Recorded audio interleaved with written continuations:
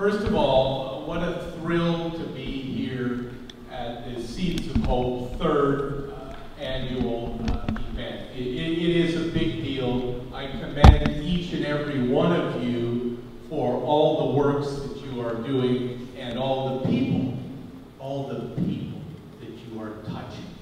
You're touching hundreds and thousands of people through your congregations and through your social media networks.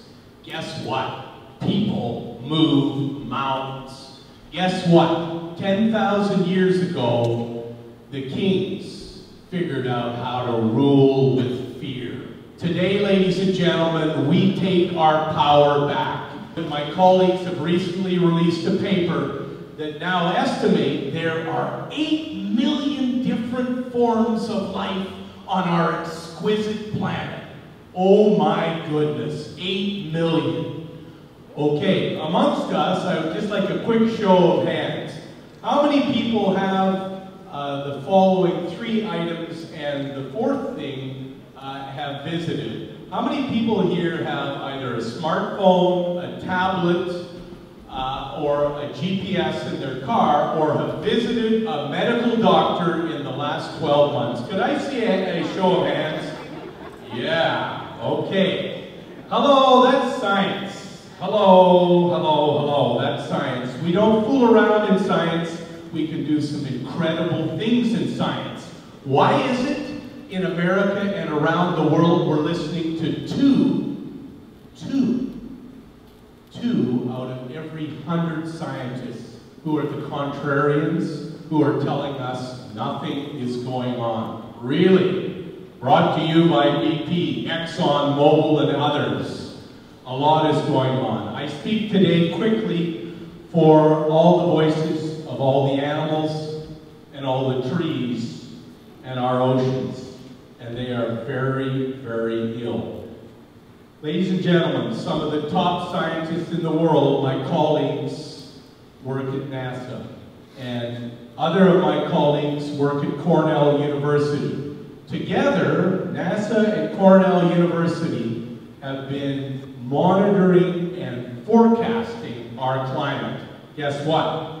Not only is it changing, but we here in the Southwest can expect 20, 30, 40, and possibly 50-year intervals of intense droughts. Failing to plan is planning to fail. Hello? Okay. I spent almost the last 3 decades with bees, with forests and trees, and our seeds. Let me tell you very quickly what they're showing us. The bees are showing us that the new droughts and the new heat waves that have been experienced in Australia and here in California are causing the trees and all flowering plants to reduce their flowers. And in some cases, in Australia, they've stopped flowering.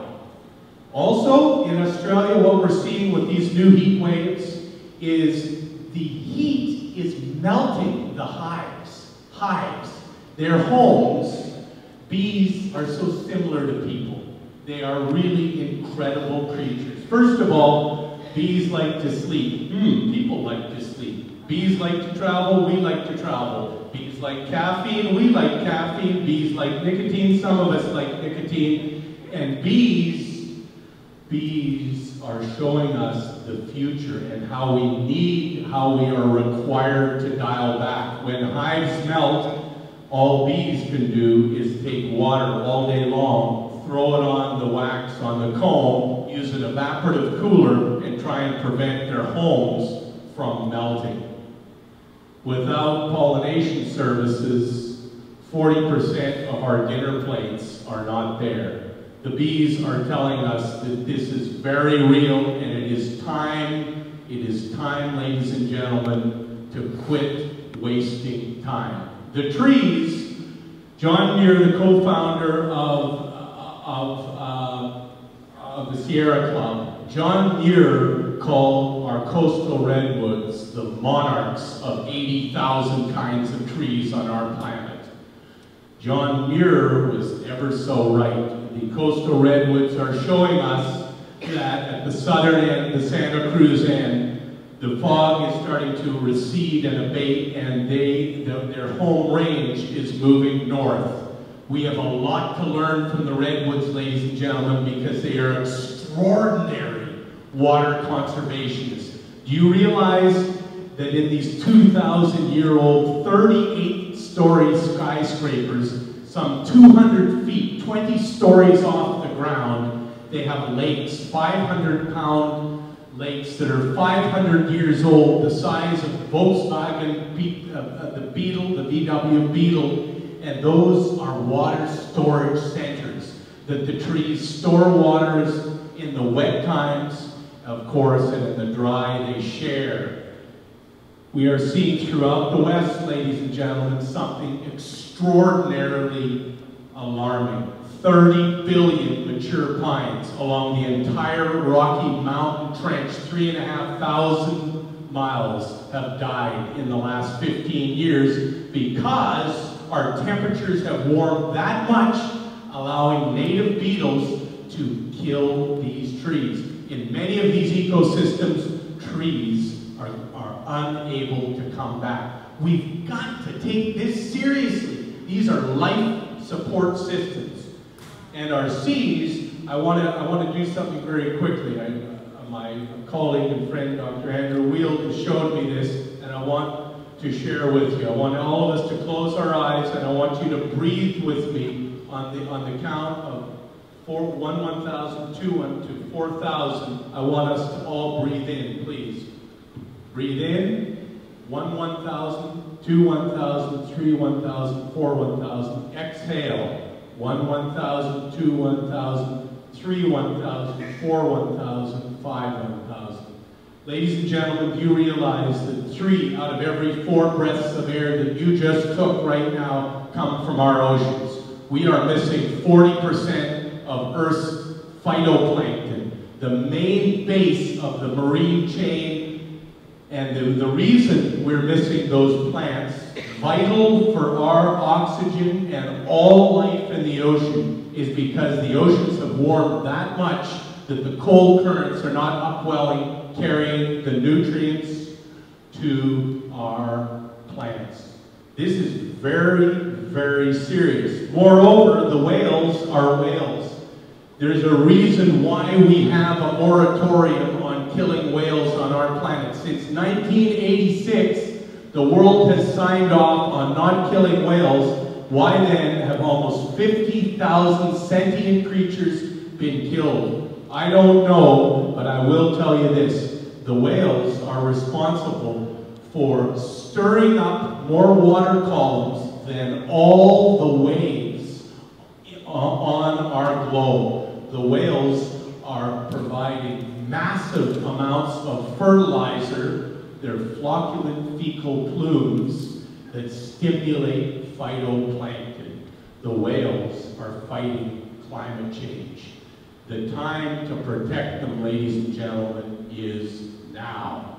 Now look, the human race, we are exquisite problem solvers and we are elegant tool makers. Change is opportunity in disguise. Ladies and gentlemen, let me share with you 2 very important things that we can take home. One, we in America and around our globe, we are required to future-proof for all generations ahead. Future-proofing creates jobs on Main Street. Future-proofing allows our species to go forward. In America, we leak 21 trillion gallons of water from old, outdated pipes that are required to be replaced. That's jobs. Those are real jobs, ladies and gentlemen. The story that I covered last year that was very exciting is a game changer, a worldwide game changer. It came from my colleagues at CSIRO in Australia. It's called supercritical steam. We now have the capacity with our solar systems that track the sun all day long to concentrate the rays, to boil the solutions in the ground, to make steam that will give us comparable energy to fossil fuels. Ladies and gentlemen, I ask you to do the following. It's quite simple. Ask your congregations and your social networks to physically handwrite a letter to the lawmakers. Handwritten letters have to be logged in. We require a carbon law to protect all 8 million forms of life, because quite simply, the strength of all ecosystems is dependent on the abundance of biodiversity, and we are all interrelated. Thank you.